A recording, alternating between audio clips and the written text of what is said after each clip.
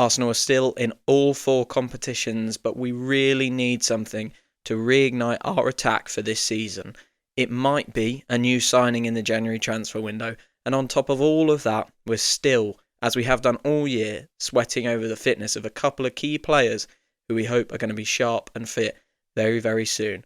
We need to talk about all of that in this episode of the Arsenal Roundup.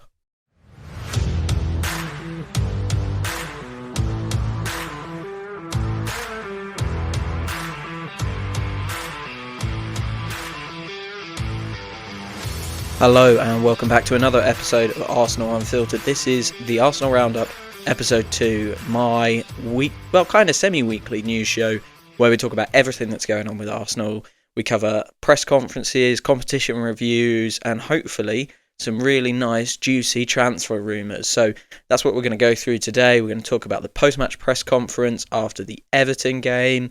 We're going to talk about where we're at in the competitions that we're in and how we progress, what's coming up next, and then obviously some transfer rumours with January fast approaching. Now I'm recording this at 10-1 on Tuesday, which means Arteta has not yet spoken in his pre-Crystal Palace press conference.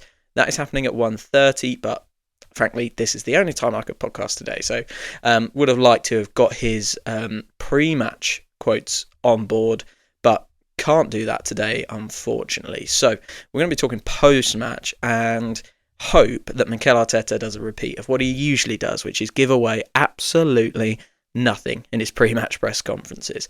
The one thing I am expecting him to have a question on, I should say, and probably an answer, is Declan Rice. In the post-match press conference, he was discussing about how actually the Jorginho sub was not a tactical sub. So Jorginho came on for Declan Rice against Everton. It wasn't a tactical sub. He was feeling something. He said Declan Rice was feeling something. So, that's a very vague term. Is that something muscular? Is that something joint-wise? Is he just taking a knock, a dead leg? We don't know. Arteta gives nothing away. So that is an injury or potential injury for us to sweat on. Declan Rice is pretty resilient. So let's hope that he is fine. We really need him. We need not just his crossing ability from set pieces, but we need his ball recovery in every game. I'm starting to see more and more examples where he's covering a lot of ground very quickly and turning the ball over in our favour. So that's fantastic. And let's hope we've got him. He was obviously asked a question on open play and how we hadn't scored in a couple of games from open play. We hadn't scored against Manchester United, Fulham, and now Everton from open play. 3 corners in there, of course, but he was very, very defiant on this. I'm going to read the quote verbatim. In the Premier League, yeah, but we scored 3 from open play 3 days ago, in reference to the Monaco game. It won't continue. We will score goals. If we have the chances like we have done today, I'm sure we will score. So very, very defiant from Mikel Arteta. He is often quick to defend his players, and that's part of what I really enjoy about him as a manager.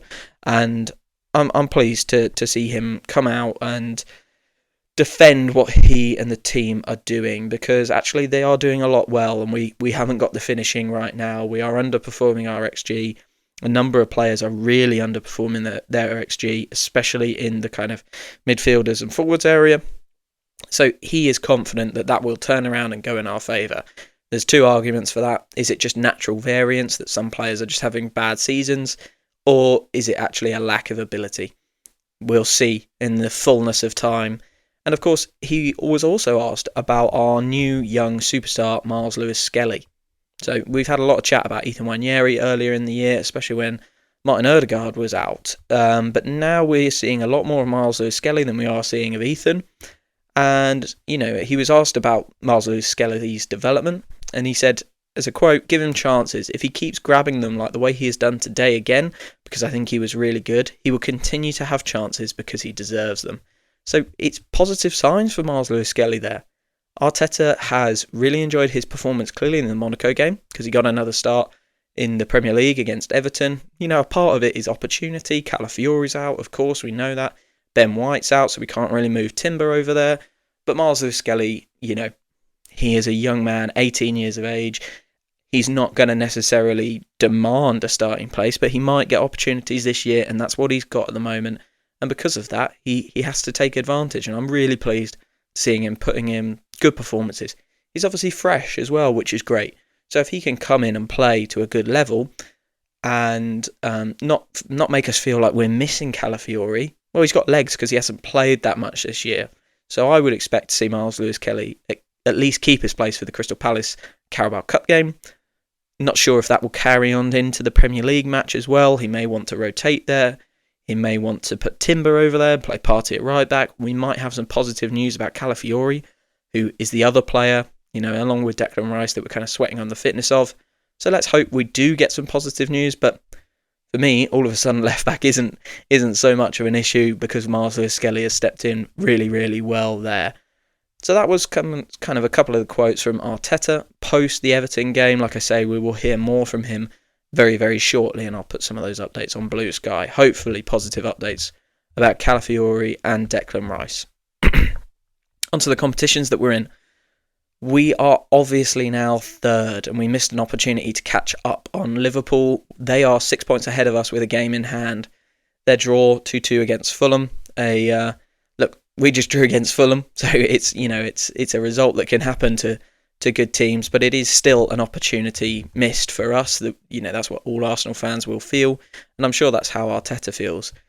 More worryingly, I guess, in my head at least, is that we're 4 behind Chelsea. So it's not like we're the next team in line. This is a real battle this year. So even if we catch Liverpool, there's no guarantee that Chelsea don't also catch them. So we're not just looking at one team we've got to chase down here. Chelsea are in second place. We're 4 behind them. So there is a scenario where we can quite quickly be 9 behind Liverpool and 4 behind Chelsea. Now, of course, we are 3 clear of City in 5th, but I think City are, really, really struggling and playing their way out of this title race. They will come back with a resurgence and they will do what they do. I'm very confident about that, but they may get to a point, as we might feel we are already there as well, where they are too far behind. They are too far to catch up. I think if you look at this, we are still in the position we were a few weeks ago, potentially 9 points behind Liverpool. Obviously, Liverpool need to go and win their game in hand, but I'm going to presume that they are going to do that. So, back then I said I don't think we're out of it. It's unlikely. We're not in the title race, but it doesn't mean we can't win the title. That's how I view it. I think City might be on the edge of being out of it. There's a potential that they end up 12 behind Liverpool and potentially even more if they don't stop the rot of their form. So really important that they turn it around. Still 7 clear of Spurs in 10th, so that's happy days, even though they have just absolutely destroyed a torrid Southampton team 5-0. In the Champions League, we are 3rd. This is a much more positive story for Arsenal. 3rd, we are best of 6 teams on 13 points with a +9 goal difference. Only conceded 2 goals in the Champions League so far this year. We are 2 behind Barcelona and 5 behind Liverpool. Common theme there. Liverpool are having a fantastic season. They have won every single game that they played. We have 2 remaining games against Dinamo Zagreb and Girona. So hopefully we can wrap that up nice and quickly, get top 8. That is the most important thing in the Champions League this year. Finish in the top 8 so you don't have to play those 2 extra games in February. And of course, we will be playing tomorrow night Crystal Palace in the Carabao Cup. Now, I've said this a couple of times. Every Liverpool win that goes by and every poor Premier League result that goes by for Arsenal, the Carabao Cup and the FA Cup grow in importance. Carabao Cup tomorrow night versus Crystal Palace, and in January we'll be playing Manchester United in the FA Cup. 2 really important games. Really, really significant for us as a team. I think we need to establish a winning culture, and the Carabao Cup and the FA Cup are gateways to that. So I really, really want to see us go strong tomorrow. Like I say, we've not had Arteta's press conference, but I think Lewis-Kelly will play. I think Ranieri will play, but then I think it should be as strong as we can do with, fitness allowing, I guess, is probably the caveat. So let's get those 2 in because I think they've deserved their chances, and I think Ranieri will be looking at this saying, well, hang on, Lewis-Kelly's had a start in the Champions League, he's had a start in the Premier League, I'm only really getting Carabao Cup opportunities here, I want my piece of this pie. I think he has to start to show that pathway, and maybe we still need to rotate at least 1 or 2 players Marzo, Skelly and Ethan can be those players that come in, and hopefully we go pretty strong after that. I wouldn't hate the idea of Trossard and Martinelli rotating, Marino and Partey, maybe those two can rotate, or Rice and Partey, but we need to find some sort of solution, and I really want to see the strongest back four we can put out, because that's what we're doing really well this year. So let's keep strong. Palace are in good form. Let's not underestimate them. I don't think they've lost in 9 games in all competitions. So Glasner is really turning their season round. Let's hope that we can end that run for them and go forward into the semi-finals of the Carabao Cup. Manchester United game is obviously in January, and again, we're going to have to go strong for that. Pride is on the line there. They've just had a really strong win in the Derby Day victory over Manchester City. I mean, I don't know if anyone watched that game. It was terrible. It was a terrible, terrible game. No quality from either side, and then all of a sudden, Manchester City just imploded. I couldn't believe it. So they will be, on and up, and I can see them continuing that form in terms of, just positivity. I don't think they're a good team. I don't think Amorim has changed them that much, but there are green shoots there in Amad Diallo and Højlund, coming into a bit of form, and they've had a big result now, and that will galvanise the fans. So we need to be ready for them in January. Now, speaking of January, obviously January will bring the transfer window. Arteta has been questioned about this, so he was asked, is January going to be a busy window for Arsenal? And he said, I never expect January to be super busy, but we have to wait and see where we are. Some surprises can come. We are prepared for that. Some opportunities as well. And we have to see. Hopefully the squad availability is going to be better in a few weeks, so we will have to wait and see. So a couple of really interesting things there. Let's zero in on a couple of the words he used. We have to wait and see where we are. Some surprises can come. So I think that means that basically they are ready to move for an opportunistic buy, similar to what we did a few years ago with Trossard and Jorginho in the January transfer, and Kivior as well, actually. He came in that window. But I think we have to really also note the squad availability comment. So I think he thinks, if everyone's fit by January the 1st or halfway through January, let's say, there will be very little movement. There might be a player that comes in, but actually there's probably limits on how much they can spend, how many he wants in his group, all of those sort of things that we don't really think about as fans. We don't think about how many he wants in the training room at any one time, how many people he wants in the gym at any one time or on the pitch. We don't think about that. We think about we want more effective players. We want the best defenders, the best midfielders, the best attackers. So I think basically what he's saying is there's a chance something happens, but actually, if we've got Ben White and Calafiori back, we're definitely not going to move for anyone in that area. If Ødegaard's looking sharp and Ethan stays fit, Marino stays fit, we're not going to add an 8. I think the only chance and the only one people are talking about is a forward line signing, and we're all very hopeful for that, aren't we? We would love to see a new striker, a new winger come in and reinvigorate our attack that maybe is looking a little bit... I think maybe actually saying the attack is looking a bit poor is unfair. Our finishing is looking a bit poor, and maybe we want to add a really elite finisher.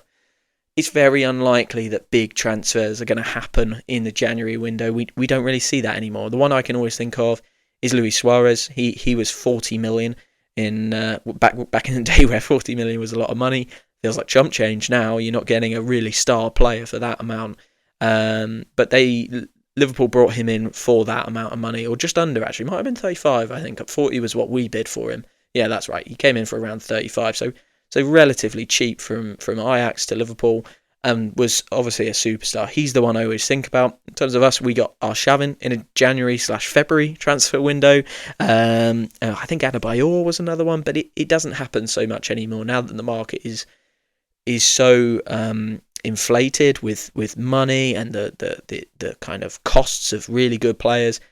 Clubs don't want to do that business halfway through a season, and teams don't want to lose their best players.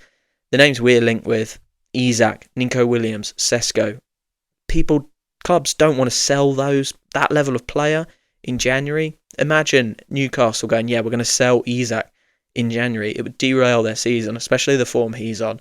So I really don't think we're going to be going anywhere near a player like that. That will be a January window a summer window signing. We have absolutely had the link to Marcus Rashford, as we do at least once a year. Everyone seems to think, well, not everyone. There are people that like to make that link to Marcus Rashford, a left winger who has had a really good history, I emphasise that a lot, of scoring goals. For me, he's not the player. He doesn't fit in to the group, and I think he can sometimes, when he's playing for Manchester United, his club, by the way, Manchester United, his club, he can look lazy, uninterested and detached from the kind of emotions of that. Mikel Arteta has been massive on building connection with the fans, building a team that works really, really hard for each other and likes to, be a team, I guess is what I'm trying to say. Marcus Rashford never looks like that on the pitch at the moment. So we have to, for me, that's not a good move. We have to stay away from players like that, players that would disrupt the culture and disrupt the harmony within the team. And I think Marcus Rashford would be given little to no patience from Arsenal fans as well, given where he would come from.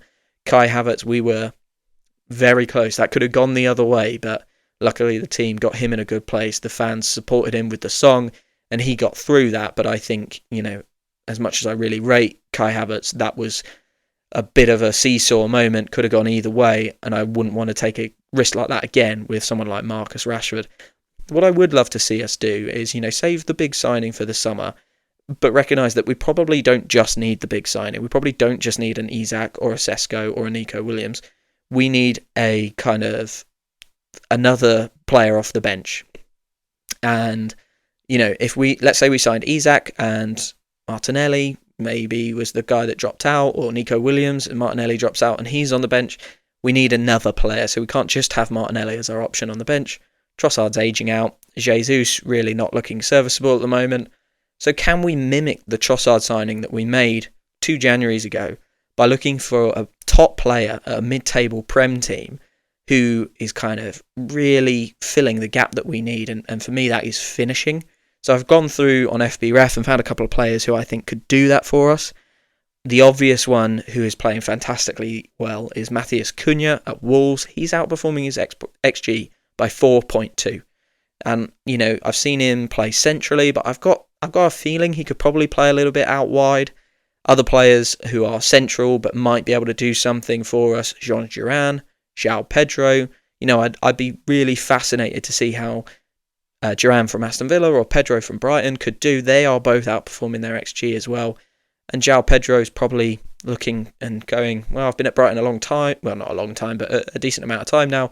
Where's my next move? John Duran's probably looking at Ollie Watkins going, everything I'm doing and I'm not getting the starts, you're getting the starts, so can I go somewhere? Can I go somewhere bigger? He was heavily linked with Chelsea as well in the summer, so there is a chance there, I think. I don't think those players are going to be completely off limits to Arsenal, not just financially, but in terms of the players' eyes as well.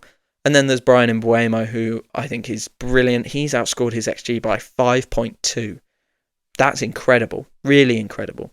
There are a couple of other players out there that to the eye test I quite like. Antoine Semenyo is one of them, and Openda from Leipzig is another one who I think could really add to our attack.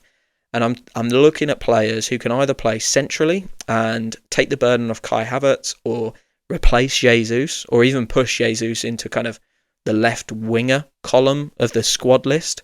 Or I'm looking at players who can come in and be a left winger and take the role off Martinelli, or do better in that period for in the next kind of few months of the season for us and score more goals. That's where I'm looking at for players, and I'm also looking at players that I think we can get for somewhere between 25 and 40 million. Replace Trossard long term, be good value for the squad. I've got to really emphasise something here. It's very rare that 75 million plus pound signings come off nowadays. So we must be sure. If we're going to go into the market at that level again, we must be sure. And I like the idea of actually in January getting a lower risk player in who can support us to finish this season strong, go and win cups, actually replace Trossard long term. He's about 30 now. Get someone in the 23 to 27 age bracket, fill that spot, and actually say, okay, that's long-term planning. And then in the summer, we go big for someone like Isak or Sesko. That's where I would like to see this go. I would be very nervous about going in January for a big player, because I think we'll play over the odds, And I think we need to really be sure when we're doing that. Big point to note, these are just the guys I like. We are not seeing any names out there in terms of rumours, which is very odd. Very odd. So, by now we've usually seen some hints from like David Ornstein or James McNicholas around who are we looking at. There is nothing, and I don't know if that is the fact that Edu's left and Jason Ato's in charge of that kind of process at the moment, or is it that we are genuinely not looking at anyone right now? That is a possibility. We could be saying, actually, hold up. We don't have a full-time sporting director. Maybe we need to keep control of the financial purse strings a bit longer, like we did in the summer. It might not be the January 4 signing, which would be very disappointing, but the lack of names out there suggests to me that could be something that's going on. And the final piece of news that I want to cover in this episode of the Arsenal Roundup is about Ben White. So Thomas Tuchel, obviously coming into his period where he takes over as England boss. I think that officially happens on January the 1st, but I'm sure he is working closely already with the guys at the FA and the coaching team that he's brought in. He has said about Ben White, it should be a clean start and a clear narrative. It starts from January. I'll be in the stadiums from January. The players should just know, okay, the boss is there from January. Then I will, of course, try to speak to them, but also be respectful to the schedule that they have, because the schedule is busy in January, especially in the Premier League. So that was speaking about Ben White and whether there is an opportunity for him to come back into the fold. Obviously, Ben White did not play much at all under Gareth Southgate and his reign due to a falling out with, I believe it was Steve Holland. It's unclear who the actual falling out was with. There are obviously reports that actually that probably wasn't quite how it happened, and Ben White just cut ties there and then in terms of whatever happened behind the scenes. He was not happy with it and did not want to play under Gareth Southgate for England. Thomas Tuchel coming in will change that. Is that good news for Arsenal? Well, depends which side of the coin you fall on. It was always great to give Ben White 2 weeks off during the international breaks. We all enjoyed his performances when he came back. He looked rested and fresh, and we know that his overlapping and underlapping runs down the right-hand side are really important to facilitate Martin Odegaard and Bukayo Saka being effective. But there's also the other argument of we want our best players, and Ben White is definitely one of those, to be in the England team, showing how good they are and actually receiving that adoration. And God forbid we ever sell Ben White, but if he goes and has a massive impact on England at major tournaments, that adds money to his value. So let's hope we never do that, because I really like Ben White, but it is something we have to consider as a club. That was the Arsenal Roundup episode 2, covering Mikel Arteta's post-match conference after Everton, some January transfer window rumours, where we're at in terms of the competitions, but just general news around Arsenal. That's what we're going to do on every episode of the Arsenal Roundup. This is only episode 2, so if you have liked this one, please let me know by liking the episode, following the podcast wherever you get your podcast from, so that I know you like the Arsenal Roundup and you want to hear more of it, because I can then keep making more episodes of this kind of format. Thank you very much for listening to Arsenal Unfiltered. And yeah, I will speak to you after the Crystal Palace match, which is hopefully a really positive result and we end up in the Carabao Cup semi-finals. Speak soon.